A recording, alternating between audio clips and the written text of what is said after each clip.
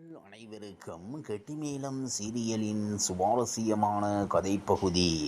காதலை சொன்ன கவின், சிவராமன் குடும்பத்தை மயக்கிய மகேஷ். கெட்டிமேளம் சீரியலில் இன்று கெட்டிமேளம் சீரியலில் தியா தன்னை கொடுமைப்படுத்துவதாக துளசிக்கு வாய்ஸ் மெசேஜ் ஒன்றை அனுப்புகிறாள். அதனை கேட்டுவிட்டு கடும் அதிர்ச்சியடையும் துளசி உடனடியாக தியாவை அழைத்து வர வேண்டும் என முடிவு செய்கிறாள். இதனையடுத்து என்ன நடந்தது என்பது குறித்து விரிவாக பார்க்கலாம். சின்னத்திரையில் ஜி தமிழ் தொலைக்காட்சியில் ஒளிபரப்பாகி வரும் 1 மணி நேர மெகா தொடர் கெட்டிமேளம் சீரியலின் நேற்றைய எபிசோடில் வெற்றி துளசியை பலோ செய்கிறான். அவளை பஸ்ஸில் ஓய் பிங்க் கலர் புடவை என்று கூப்பிட நிலையில் இன்று நடக்கப் போவது என்ன என்பது குறித்து பார்க்கலாம்.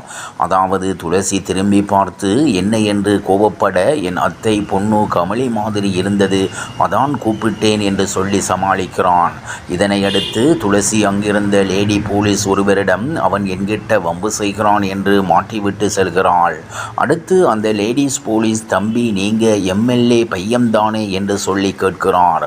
ஆமாம், அவங்க என் அத்தை பொண்ணுதான் என்று சொல்லி அங்கிருந்து எஸ்கேப் ஆகிறான். அடுத்ததாக சிவராமன் மற்றும் லட்சுமி என இருவரும் மகேஷை பார்க்க வந்திருக்கின்றனர். அவன் எப்பவும் எல்லாருக்கும் உதவி செய்பவன் என்பதை புரிந்து கொள்கிறார்கள். மகேஷும் அஞ்சலியை முதன்முறையாக காலேஜில் தான் பார்த்தேன், ரொம்ப பிடித்து போச்சு, எனக்கு குடும்பம்னு யாரும் இல்லை, அஞ்சலியை கல்யாணம் பண்ணிக்க ஆசைப்படுகிறேன், எனக்கும் உங்கள் குடும்பத்தோடு சேர்ந்து வாழுகிற வாய்ப்பு கிடைக்கும் என்றான். அப்போது மகேஷுக்கு நன்றி செலுத்துவதற்காக 10 பேர் கம்பெனிக்கு வருகின்றனர். இதையெல்லாம் வைத்து சிவராமன் லட்சுமி இருவருக்கும் மகேஷ் மீது நல்ல புரிதல் உருவாகிறது. இதனையடுத்து வீட்டுக்கு போய் பேசிட்டு நல்ல முடிவாக சொல்வதாக சொல்லி வருகின்றனர். மறுபக்கம் அஞ்சலி கல்லூரி நூலகத்தில் உட்கார்ந்து பாட்டு கேட்டுக்கொண்டே எதையோ எழுதி கொண்டிருக்கிறாள். அங்கு வந்த கவின் தனது மனதில் இருக்கும் காதலை சொல்கிறான். ஆனால் அஞ்சலி இதை எதுவும் கேட்காத நிலையில் போன் வந்ததும் வீட்டுக்கு கிளம்புகிறாள். அவளிடம் நான் சொன்னதை கேட்டியே என்று கவின் கேட்க, அஞ்சலியும் அவசரத்தில் தலையாட்டிவிட்டு கிளம்பி செல்கிறாள். அடுத்ததாக பாலமுருகன் தட்டை தட்டி எல்லோரையும் கூப்பிடுகிறான்.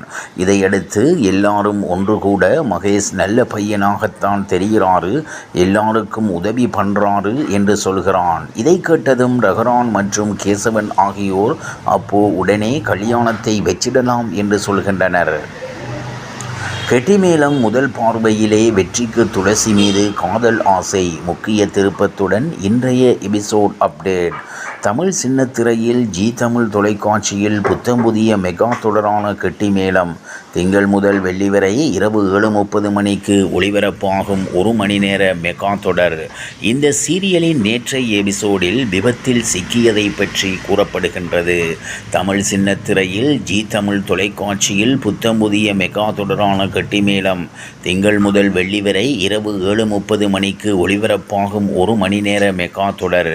இந்த சீரியலில் நேற்றைய எபிசோடில் விபத்தில் சிக்கிய ராஜேஸ்வரி மற்றும் ஸ்ரீகாந்த் என இருவரும் உயிருடன் இழக்க, துளசி கல்யாணம் நின்று போன நிலையில் இன்று நடக்கப் போவது என்ன என்பது குறித்து பார்க்கலாம்.